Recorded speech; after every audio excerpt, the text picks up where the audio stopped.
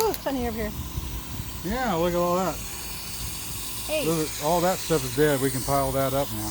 I heard a weird story. What's your weird story? Is it true America didn't used to have worms? Like they had to be imported or something? That's what How could a continent not have worms? That is what some people claim. Some people claim that North America's worms died off in a terrible catastrophe, much like some people lost their firearms in a terrible boating accident, and that all the worms that exist in North America now were reintroduced by the kind and benevolent white man whenever they came along. Or maybe, depending upon your version of the story, it's not the kind of benevolent white man, but the evil, colonizing, and intrusive white man. But really, it's either way you want to put it. That's the version of the story. But here's the fact of the matter. The fact of the matter is that worms were here in North America before Europeans had figured out that the world wasn't flat. Again. How many times that's again, that? Yeah, because that was used to be common knowledge once upon a time. The Europeans kind of forgot it. I guess there's a lot of people in America now that don't know it. That's so funny. But okay, so numerous North American tribefolk tell us that their people, the first of their people who lived here, arrived on boats.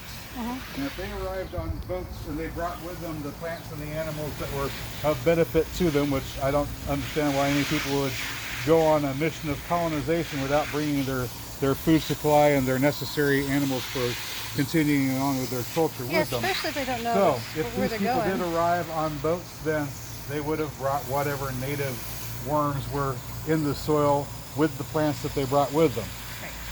Then again, there's also the occurrence of Gallus, which I mentioned before, what people call the chicken, the Polynesian jungle fowl. Traveled all around the world, around the equator, hit all the continents. For grasshoppers? Hit every single one of the continents, except for Antarctica, as far as I know. And if the Polynesian people that traveled the world in antiquity on their boats took the chicken to every continent, you don't think that one of the chicken's favorite foods, being a jungle fowl, a jungle worm, wouldn't be something that went along with them. I mean, come on, that's stretching credulity just a little bit too much. You're trying to make white man either your villain or your hero, and either way, it doesn't fit the actual narrative of history. So give it up, and just accept the fact that the same kind of worms are found in North America, they're found in other parts of the world, and the reality is, I don't know, and neither does anybody else, whether they originated in North America and traveled to other parts of the world, or they came from other parts of the world and traveled to North America.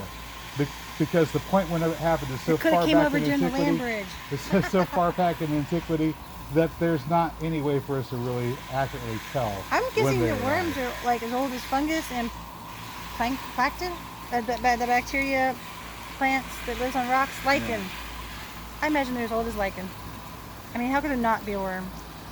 As soon as you get anything that needs broken down. You know, it's really hard to find in the fossil record. Worms. You know why it's hard to find worms in the fossil record? No skeleton. No skeletal structure, and they decompose very rapidly. As a matter of fact, the microbes necessary to make them decompose are already found in their bodies. Yeah, so you might have to find them in something that ate them and then flash frozen. You'd have to find a worm that had been interrupted so that it could not decompose. Yeah. Flash frozen or something. And then go through the process of having their tissues replaced with minerals. They probably have to be flash frozen. And then, well, the mineral process is probably, I will work on them. And fossils are actually fairly rare considering all the life that ever existed on the planet. Yeah, considering we lost a lot. You know how many Tyrannosaurus rexes there are? I think we found like what, one? Parts of one, maybe? We've found partial Tyrannosaurus rex skeletons. To date, I believe it's a total of 5. Oh, that's more than I knew of. 5, yeah. I thought it was like 1 or 2, and they sort of spice them together. Just 5 of them. On the rest of them. I think the most complete is like 70-some-odd%, maybe 73, 74%, which is pretty impressive. That was one that was found Arizona, I think.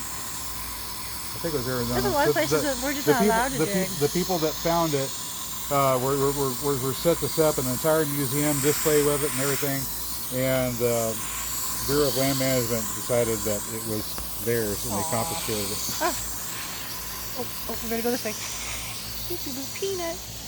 Peanut. They said it was theirs because there had been fossils found on state land nearby, and they assumed that since some people had found a fossil, they must have found it on state land, and so they confiscated it. You stole it.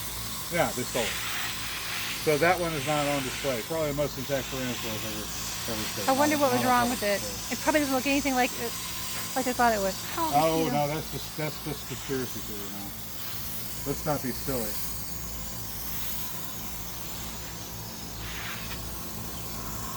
I think I wear too many tinfoil hats. Anyways, we'll be right back.